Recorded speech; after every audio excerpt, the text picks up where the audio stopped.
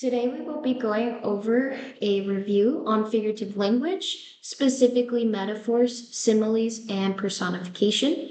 And I would like you guys to take out your handout, your vocabulary handout to refer to as we go through class today, as you go through your group projects, and to prepare you as well for the group quiz that you will have on Friday.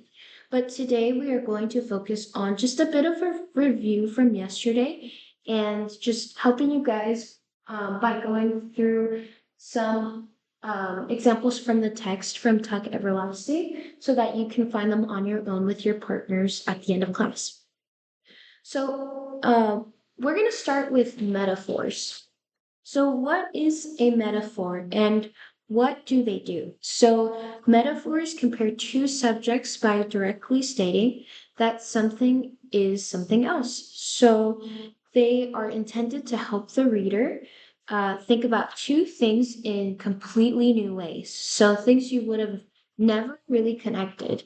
And we actually hear these metaphors in our everyday lives. We hear them in conversations with our friends, in our families, in different kinds of settings.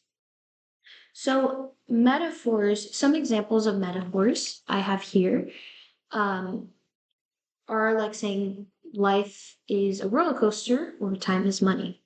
So, what do we mean by life is a roller coaster? So, we're conveying a deep message that life has its ups and downs. It is fluctuating. It is not consistent. It has moments where there are challenges, as many of you know, and also very happy moments. So, um, and it can be exciting. Life can be exciting, full of opportunities, and also full of difficulty. And when we say time is money, we're implying that there is wasted time, that wasted opportunities can happen. Um, and there's an emphasis on the importance of productivity so that you don't lose money. So, the next figure of speech we are going to go through are similes. And similes use the word like or as. So, an example of that looks kind of like this. I kind of drew a line for you guys.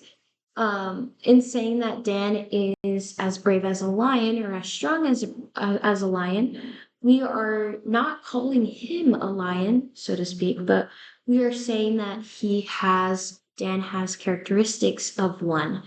And some words that are often associated with lions are bravery, being fierce, being strong, being quick, and so in saying that Dan is as brave as a lion, as strong as a lion, we are alluding to his character.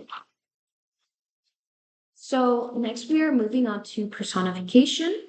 And personification occurs when we prescribe human qualities, feelings, and behaviors to non-human subjects, objects, or abstract ideas. So this expression is different than metaphors and similes. Metaphors and similes are quite similar in that they're both comparing, and personification is quite different from the two of them in a sense that there is a vivid picture that is brought up in our minds when we see personification, when we see something personified. An example of this is a flower. So we might say the flower moves in the wind, and that's just a common phrase that maybe people wouldn't look twice or think twice of. But when we say instead that the flowers are dancing gracefully in the wind, then that conveys a more powerful, beautiful message of flowers. So now that we've gone through this review, I would like to turn your attention over here to three quotes and an additional fourth quote from chapter 2, which we will be covering on next week. So here we have the first one reads, often at night there is lightning, but it quivers alone. As you guys can see, it is personification because lightning cannot quiver. Those are human characteristics, human actions. And here we have these are strange, breathless days. Of course, that's personification again. The reason why it is because days are not cannot be breathless, and it's implying a stillness, something strange, it's odd, and words like that. And when we say that the wood was at the center, the hub of the wheel, all wheels must have a hub. A Ferris wheel has one, as the sun is the hub of the wheeling calendar. So we're using words like as and the sun being compared to calendar. So we would say that this was is a simile. And then this last one reads that May sat there counting a great potato of a woman.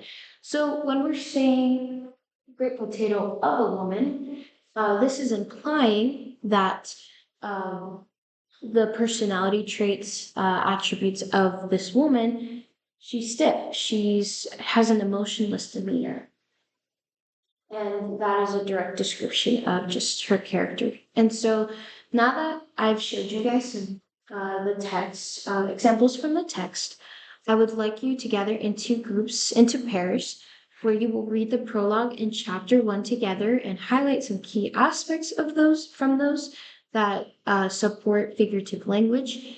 And I would like for you to work on your can you find it handout where you will be linking the proper quotes to the proper figures of speech.